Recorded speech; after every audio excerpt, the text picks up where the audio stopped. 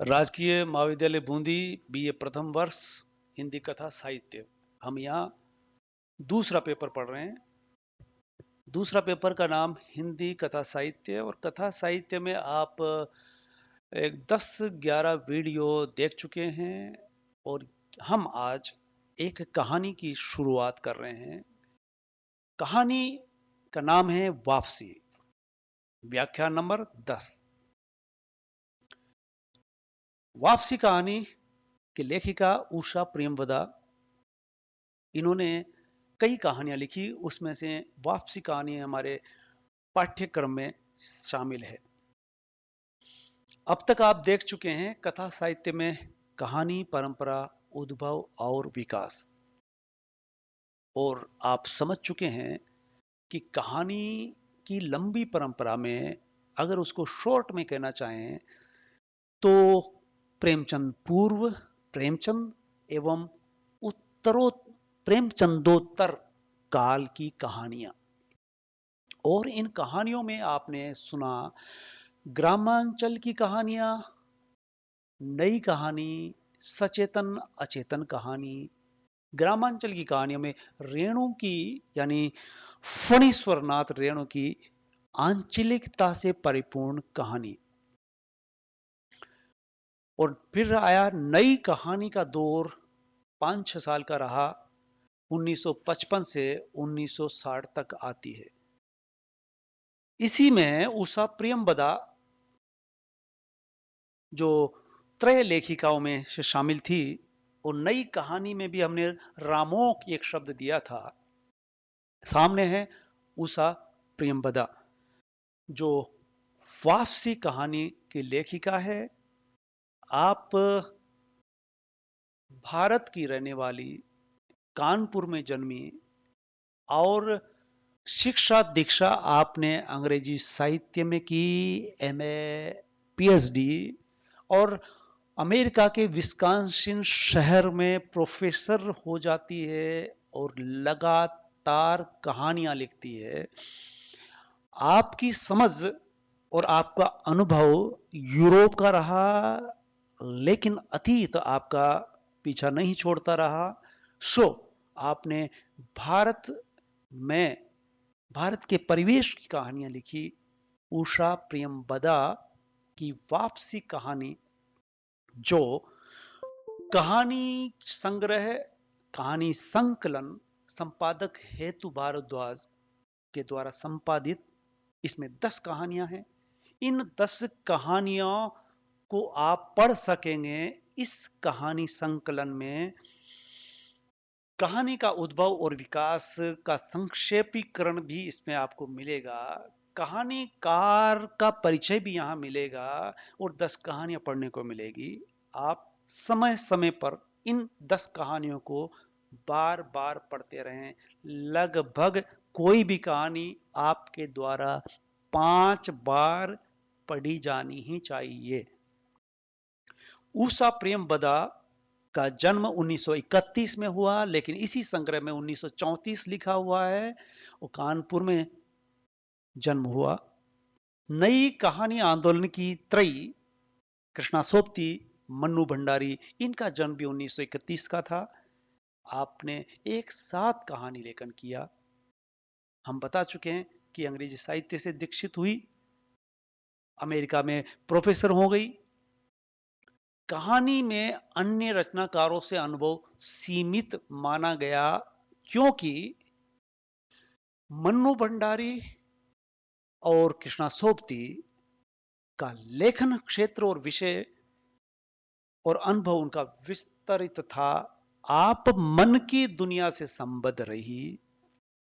आपके पात्र, महिला पात्र, स्त्री पुरुष संबंध पर आधारित होते हुए संपन्न वर्ग की समस्याएं जो व्यक्तिगत ही हुआ करती है। आपकी कुछ कहानियों के नाम है मोहबंद, पूर्ति और चांद चलता रहा।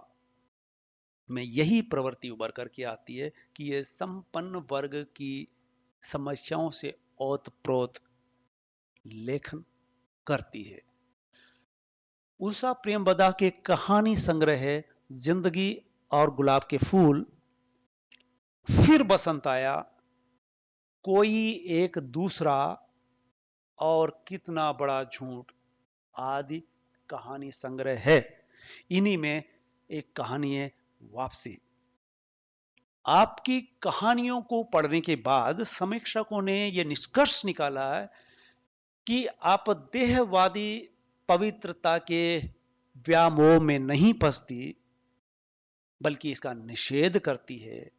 आपकी कहानियों में, पात्रों में, कथा वस्तु में एकाकीपन और स्त्री पुरुष संबंधों पर अधिक केंद्रित रहती हैं। आपकी इन कहानियों के अलावा आपने 6-7 ऐसे उपन्यास लिखे जो स्त्री पुरुष संबंध और देहवादी पवित्रता के निषेध के साथ रूबरू होते हैं। समीक्षित कहानी का नाम है वापसी।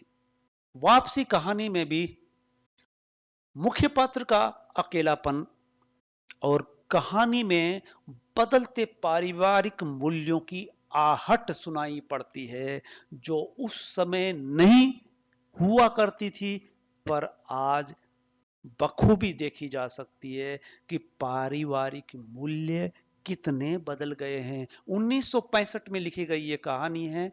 तब भारत के परिवार, पारिवारिक रिश्ते इस तरह के नहीं हुआ करते थे।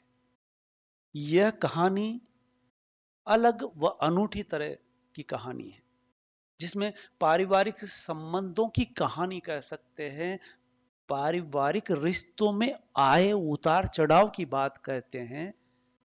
लंबे समय तक घर से बाहर रहने से मुखिया परिवार से अवांछित हो जाता है। मतलब क्या निकला? इस कहानी का मुख्य पात्र का नाम है गजाधर बाबू। कहानी के बारे में और भी विस्तार से हम बात करेंगे, और कहानी पर एक वीडियो जो बहुत लंबा होगा, कहानी के हर कोण पर विचार किया जाएगा। कहानी के पात्र, चरित्र, चित्रण, कथा वस्तु, पारिवारिक मूल्य आदि पर गहराई से विचार करते हुए आप उस वीडियो को इसके तुरंत बाद दूसरे दिन देख सकेंगे। सवाल यह था कि कहानी का मुख्य पात्र गजाधर बाबू लंबे समय तक घर से बाहर रहने से अवांछित हो जाता है। परिवार के सदस्यों के लिए, बेटे, बहू और पत्नी के लिए, बेटे बेटी से उनका तारतम्य नहीं बैठ पाता है, बल्कि बेटे बेटी पिताजी की बात को नकारते हैं, पिताजी के अनुसार नहीं चलते हैं। आज के हर पिता की समस्या है ये, लेकिन उस वक्त ऐसा नहीं था। उस वक्त यूरोप में ऐसा हुआ करता था, लेकिन उषा प्रेमवदा चूंकि प्रवासी थी, अमेरिका में थी, अमेरिका में रह रही थी, वहां के समाज को देख रही थी, पारिवारिक विघटन को देख रही थी, और उस तरह की कहानी उन्होंने भारतीय परिवेश में गढ़ी, बुनी, और एक ऐसी कहानी लिखी जो आज भारत के अधिकांश विश्वविद्यालयों में पढ़ाई जाती है। हमारे कोटा विश्वविद्यालय कोटा से संबद्ध बूंदी के राजकीय महाविद्यालय बूंदी के छात्र भी इस कहानी को पढ़ेंगे, जिसका पात्र का नाम है गजाधर बाबू, और वो अवांछित क्यों कर हुआ ये हम बता रहे थे, और विस्तार से आप अगले वीडियो में सुन सकेंगे, समझ सकेंगे।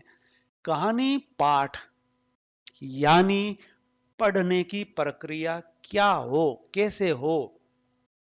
एक होती है लिखने की, यानी कहानी लिखने की तरह ही पढ़ने की भी एक प्रक्रिया होती है। अगर उस प्रक्रिया से गुजरते हैं पाठक, तो पाठक कहानी के मर्म तक पहुंच सकते हैं, जा सकते हैं।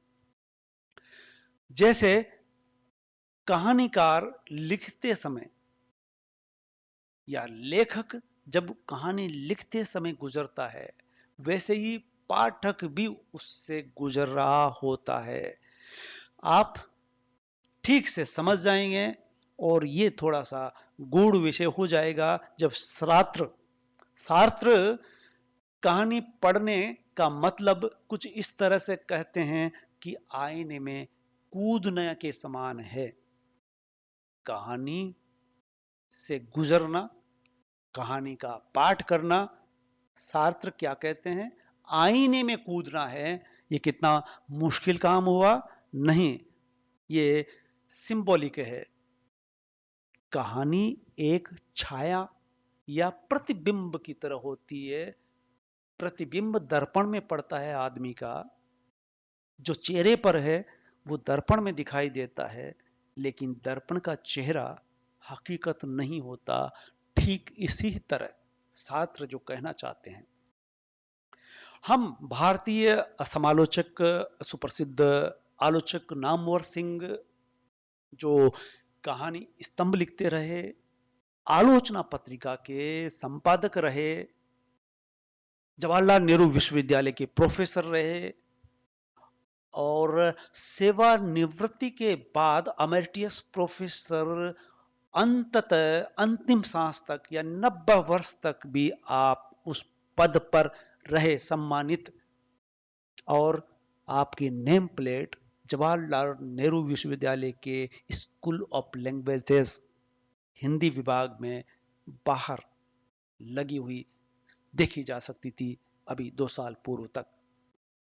क्या कहते हैं नामवर सिंह, लोग कहानी के प्रभाव में डूब जाते हैं और प्रभाव कहानी और पाठक के बीच बादल की तरह फैल जाता है।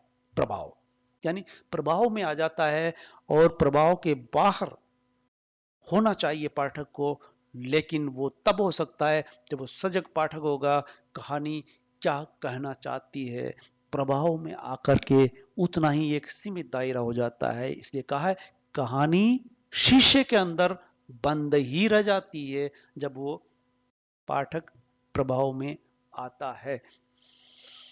इस तरह से आप आज का वीडियो जिसमें उषा प्रेमवदा का छाया चित्र देखा, उषा प्रेमवदा की कहानी वापसी के बारे में संक्षेप में सुना। आप अगले वीडियो को देखेंगे थोड़ा इंतजार के बाद, लेकिन तब तक आप इस वीडियो को समझ लें, दोबारा देख लें और इसमें जो लाल निशान है उस पर उंगली दबा करके एक बार क्लिक कर लें, ताकि अगला वीडियो जो ही आएगा दूसरे दिन वो आप देख सकें। आप समझ रहे हैं, वापसी कहानी आपकी 10 कहानियों में सबसे सर्वाधिक महत्वपूर्ण कहानी कही जाती है।